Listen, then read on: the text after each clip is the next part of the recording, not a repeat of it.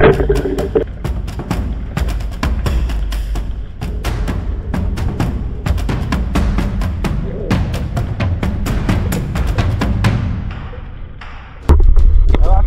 mapagpalang gabi na naman sa inyong lahat. Bale, binalikan namin tong pinagulihan natin ng maraming baraka mga kasisid. Time check tayo, alas 11 na ng gabi. Bale, sagad na sagad nga pala ang tubig ngayon mga kasisid, high tide. Kaya kung pansinin nyo mga kasisid, ito malapit na kabutin tong sadsara ng mga banyera. Dito sila nagbababa ng mga kasisid, ng mga banyera ng isda. Diretso roon sa may truck. Yan, bale, kasama natin si Master Bin. Master, napakalamig ng tubig. Okay. Mga kasisid, sana makakipon tayo ng sampak. Si Lord na bahala sa atin mga kasisid. Okay mga kasisid, bala nandito na tayo sa pier. Ito, umpisa na tayo mamana. Malabo pa rin ang tubig, maagos pa. Yan, sana yung mga malalaki na pula-po dyan. Ito, may isda. Yun, tandain, sapol. Yan, bali malalim ang tubig ngayon mga kasisid. Sagad ang high tide, 1 meter ang tinaas ng tubig ngayon. First catch natin, tandain. Ito, hanap ulit. Ito, may isda, sa bakal, baraka. Yun, sapol. Buti hindi bumaon yung natin sa bakal, yung shop. Hindi papahirapan tayong bunutin yun mga kasisid. Second catch natin, baraka. Yan, after nun mga kasisid ito, nakita ko dyan yung gwardiya, naglalakad dun sa may pier. Buti ka mo napansin ko mga kasisid. Kung hindi, baka nakita tayo niyan, yung sinag ng ilaw natin, may tendency na paalisin tayo. Sayang lang yung effort natin na pumunta rito. Kaya ingat-ingat tayo mga kasisid. Matsyag-matsyag lang. Yun, sapol. Ano isda ito? Labian. Katamtama lang ang size. Nakapressure rin iyan ng tambol mga kasisid. Kaya ito, hanap ulit. Ito, rumpe. Grabe. Slow mo tumapyok yung pana mga kasisid. Sayang nasa 1 kilo yun pa din sana yun. And after nito, nakita ko nga pala dyan yung barko paparating. Dadaong yan dito sa may pier sa gilid. Kakargahan ng soya yan. Yan, bali yung pinapamanaan niya para natin mga kasisid. Pagawaan po ito ng soya. Ito, hanap ulit tayo. Ito, may drum. Silipin natin kung may laman. Wala. Kabila. Wala talaga mga kasisid. Dito rin ako nakakahuli ng mga lapu-lapong tunay. Kaya lang this time wala talaga mga kasisid. Ito, after nun, nakakita nga pala ako dyan ng malaking baka-baka. At tapos itong lapu-lapong itim. Yan, una natin pinana. Tapos babalikan sana natin yung baka-baka mga kasisid para dakmain. Grabe, nawala na agad. Yan, tingnan natin sa kabila. Wala na nga. Nakaramdam yata mga kasisid. Hindi tayo sasantuhin yan. Ika siguro ng baka-baka. Yan ito.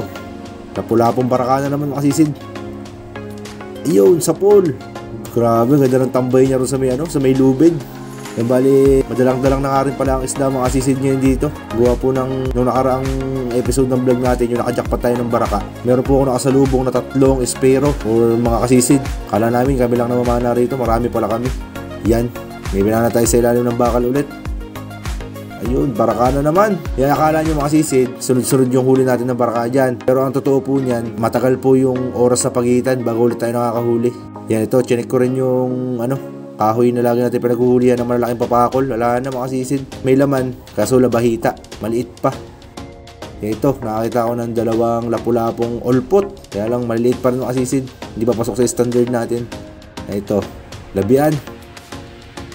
Ayun, sapol. Ayan, may manok na. 5:15 na mga kasisid ng umaga ako nagbo-voice over. Kaya yung mga manok ay tumitalaok na. Yan, after nyan mga kasisid, dito na po nangyari yung hindi po natin inaasahan. So yun mga kasisid, good evening. Crash pa yata natin yung flashlight ni Master yung mga kasisid. Ito ang nangyari. Bali itong battery, lumabas yung tubig niya mga kasisid. Hindi ko na mahawakan kasi makati sa katawan niyan. Yan, umangat yung plastic. Yan, ito, kanina, yung flashlight na Master Yang, biglang nagkurap-kurap na lang siya. Pero hindi siya pinasok ng tubig, mga kasisid. E di, nung nagkurap-kurap siya, doon tayo galing, sa loob doon. Ang layo nun, nilakoy ko agad patabi rito. Sabi ko, baka ako pinasok ng tubig. Yung flashlight, inakat ko pang ganyan sa tubig para hindi siya mabasa. In case na, baka pwede pang agapan. Okay mga kasisid, bali kinabukasan na po itong video na ito para hindi po kayo mabitin. Yan, bali, naisip ko nga pala na mamamana dito sa may pinaghuhulihan natin ng malalaking lobster mga kasisid. Dahil meron po tayong buyer 1,300 daw po ang bili niya sa lobster per kilo mga kasisid. Basta malalaki daw po. Kaya talagang ginaganahan ako pumasok sa pinagbabawal na spot mga kasisid. Yan ito.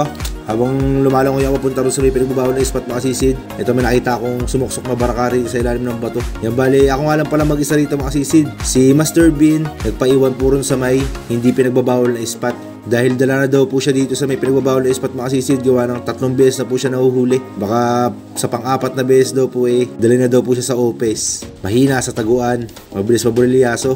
Yan after nun, ito, palipas ng 30 minutes, nakarating na tayo dito sa may pinagbabawal na spot. Yan bali yan mga kasisid, guardhouse po yan. Kaya kailangan natin mag-ingat doon. Okay, hanap tayo. Yan bali, matagal nga para tayo bago nakakita ng lobster dyan mga kasisid. 1 oras na yata tayo naghahanap bago tayo nakakita. Yan, medyo maliit-liit pa ito, pero good size na.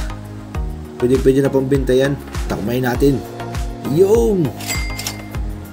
Wow, good size na mga kasisid. Okay mga kasisid, malaki sa lobster na tayo. Kaya lang medyo may kalingitan pa to. Hanapin natin yung malalaki. Okay mga kasisid, hanapin natin yung mga malalaking lobster. Nasaan na kayo? Ito danggit. Ayun sa pool. Ngayon mga kasisid, yung paglingon ko, ayun oh, ay grabe naman. Yan, binatawan ko muna yung danggit. Napakalaki nito mga kasisid. Ay dakmayin natin. Dahan-dahan lang. Ay grabe, napakalakas mga kasisid. Gamitan na natin ang 2 kamay para sigurado.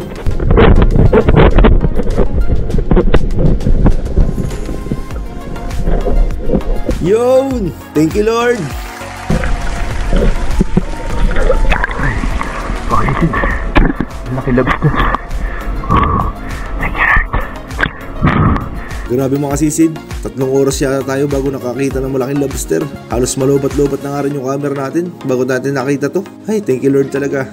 Kasi 1 piraso pa lang na ito mga kasisid. Hindi na mawawala ang 1 kilo dyan. Yan after nun mga kasisid ito. Halos kalapit ko na yung bangka ng Coast Guard mga kasisid. Ayan, grabe, ang sarap ng tulog ni sir. Sir, tulog ka lang dyan. Mamana lang ako dito. Pabigas-bigas lang sir. Yan after nun ito. Nakakita ako ng napakalaking papakol. Ngayon mga kasisid, sinubukan ko na hatain sa buntot. Yan, talagang pinarsa ko na yan mga kasisid.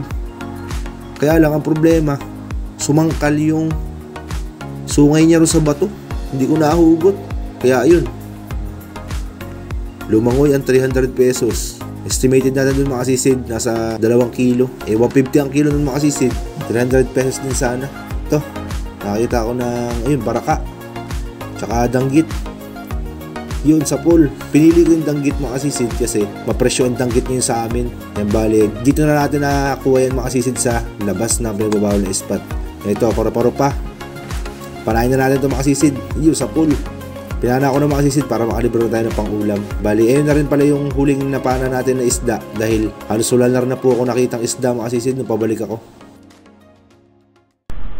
Yan mga kasisid, sundin natin si Master Bean.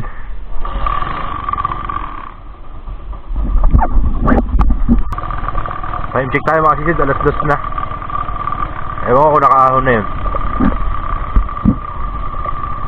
Kaya dito natin siya iniwan kanina eh. Ayun, gamit niya.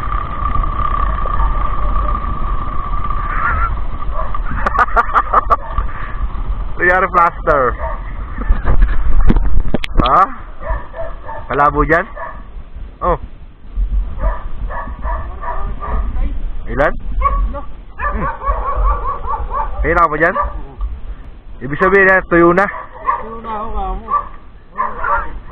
Kaya 3 oras na daw nag-aatay si Master Bean mga kasisid. Gawa na malabo daw yung dagat, tubig dyan. Nga, blaster, huli. Tunti lang ulam. Madala ko malaking lobster. May sukat no. Malaki. Dalawa yan eh, ito kawan no. Sabay siya. Mas malaki yan. Isang nahuli ko nakaraan. Ito. Maliit lang isa. Okay mga kasisid, uwi na tayo. Nunaka tayo sa bahay. Bubuhos natin yung huli natin para makita nyo maigi. Yung mga kasisid, kakawi lang natin. Yan bala ito na yung huli natin. Ito yung mga sari-saring isda natin. Ayan, pati paro-paro mga kasisid, pinana ako na. Para makalibre na tayo pang ulam. Kumuha ko 2 piraso. Tapos puro danggit na yan. Tapos meron isang maril de noche isa. Yan. Benta natin sa consignation yan. Tapos ito yung lobster natin mga kasisid. Oh. Laki. Kakaiba yung hugis ng ulo. Oh. May paumbok dito. Kadalasan talaga mga kasisid, ganito kalalaki yung nahuhuli natin dun. Ngayon mga kasisid, meron akong buyer doon sa Pro 4 dito lang sa amin. 1.3 ang kilo mga kasisid. Yung isda ni Master Bean, ito, naka-plastic. Yan mga sari-sari. Karamihan ay labahita mga kasisid na yun. Labahitang itim. Yan, papasabihin nyo na lang daw ibenta sa consignation. Tomorrow. Mga kasisid, good morning. Balit na yung lobster natin. I-deliver na natin ito mga kasisid. Yan, tama yung kiluhan natin. Sa 0. Sabit lang yan.